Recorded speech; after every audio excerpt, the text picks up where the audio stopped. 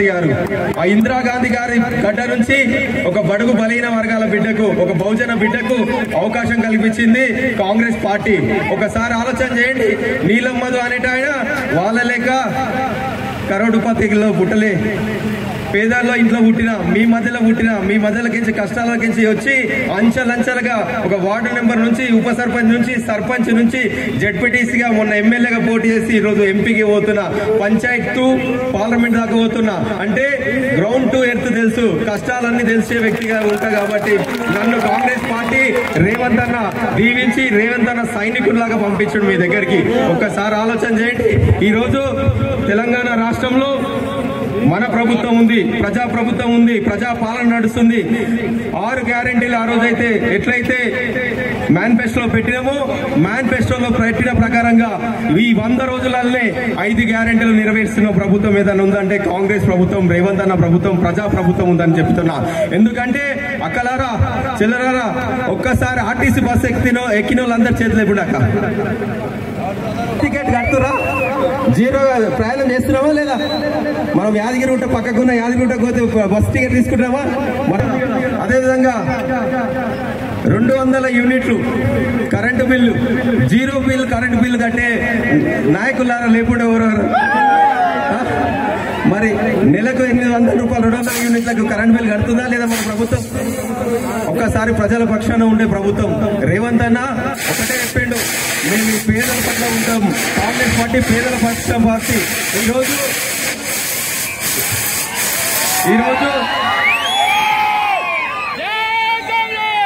BJP నాయకులు, BRS నాయకులు కాంగ్రెస్ ఏం చేసింది అని అంటారు. కాంగ్రెస్ చేసిందే ఉన్నాయి అని చెప్తున్నా నేను. కాంగ్రెస్ సోనియా గాంధీ గారు తెలంగాణ ఇస్తేనే కదా మీ మామ అల్లుడు మీరు ముఖ్యమంత్రి మంత్రులైంది. కాంగ్రెస్ ఇస్తేనే కదా, తెలంగాణ ఇస్తేనే కదా అయింది. కాంగ్రెస్ పార్టీ ఇస్తేనే అయింది కదా. ఒక్కసారి ఆలోచన చేయండి. మన ఎస్సీలు, ఎస్టీలు, బీసీలు, ఒకసారి మైనార్టీలు ఆలోచన చేయండి.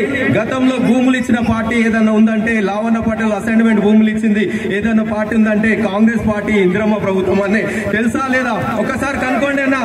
యువత తమ్ముళ్ళు మీరు ఆలోచన చేయండి. మీ ఇంట్లో మీ తాతలు, మీ పెద్ద మనుషులు ఉంటే మనకి భూమి, అసైన్మెంట్ భూమి ఎవరు ఇచ్చిందని అడగండి. ఒకసారి ఇందిరమ్మ ఇచ్చిందని చెప్తారు పెద్ద మనుషులు, ఇందిరాగాంధీ గారు ఇచ్చిందని చెప్తారు. ఒకసారి చూడండి, రాజశేఖర రెడ్డి ముఖ్యమంత్రి ఉన్నప్పుడు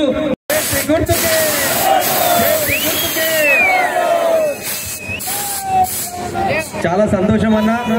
ఈరోజు ప్రచారంలో భాగంగా గజ్వేల్ కాన్స్టిట్యున్సీ, జగదేవ్పూర్ మండల్ ఈ ప్రాంతంలో ఇంత పెద్దగా ఆర్గనైజ్ చేసిన ఈ మండల కాంగ్రెస్ పార్టీ రవీందర్ రెడ్డి అన్న గారికి, అదేవిధంగా మా ఇన్ఛార్జ్ కాన్స్టిట్యున్సీకి 2 ఎమ్మెల్యేలు ఉన్నారు. ఒక ఎమ్మెల్యే ఫామ్ హౌస్ లో పడుకుంటూ పనిచేసే ఎమ్మెల్యే, ఇన్ఛార్జ్ ఎమ్మెల్యే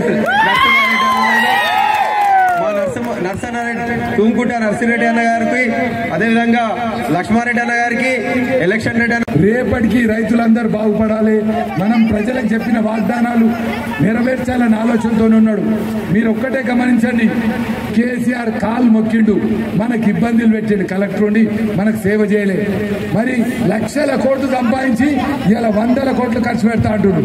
మరి ఇంకో ఆయన పువ్వు గుర్తాయనుండు రఘునందన్, ఆడ ఎమ్మెల్యేగానే ఏం చేయలేక ఆయన దేవుని పేరు మీద ఓట్లాడుతాడు. మనం బొట్టు పెట్టుకోమా, మనం గుడ్లలోకి పోమా అంటే వాళ్ళు పబ్బం గడుపుకున్నందుకు. కానీ మన నాయకుడు నీలం మదన్న, ఆయన జీవిత చరిత్ర కూడా మీకు తెలవాలి. ఒక గ్రామ పంచాయత్ మెంబర్ గా ఉండే తర్వాత సర్పంచ్ అయిండు, తర్వాత సేవా కార్యక్రమాలు చేసిండు. ఎవరికి ఆపద పడితే ఉట్టి చిట్కులకే చేయలే. మన గజ్వేల్ కూడా మొన్న కొలుగురికి వచ్చి తల్లిదండ్రులు లేని పిల్లల్ని కూడా ఆదుకొని పోయాడు. ఆయనకు ఎవరో చెప్పలే, ఇట్లా పేపర్లో చదివిండు, న్యూస్లో అయినాడు, వచ్చిండు. ఇంకప్పటికీ మనకి ఎంపీలో పడతాను కూడా లేడు. అంటే సేవ చేసే వ్యక్తి నీలం మదన్న. అందుకోసమే ఇక్కడ ఉన్నది జగదేవ్పూర్ మండల్లో 80% బీసీ, ఎస్సీ, ఎస్టీ, మైనార్టీలు ఉన్నారు. ఏమున్నా మేము ఒక 10% ఉన్నాం. అందుకోసమే మేము కూడా చెప్తున్నామమ్మా, మనమందరంకు ఎమ్మెల్యే ఉండి కూడా లేనట్టే. ఇప్పుడు 4 నెలల మన ఎమ్మెల్యే గెలిచి బయటకు వచ్చిండా, ఏదైనా సాగుకు వచ్చిండా, ఏదైనా పెళ్లికి వచ్చిండా, రేపు వస్తాడని నమ్మకం ఉందా? మరి మన కొవ్వలు సేవ చేయాలి, గజ్వేల్ కొవ్వలు ఇప్పుడు సేవ చేయాలి. నీలం మదన్న చేస్తాడు. మీరు నీలం మదన్నకు ఓటేసి గెలిపిస్తే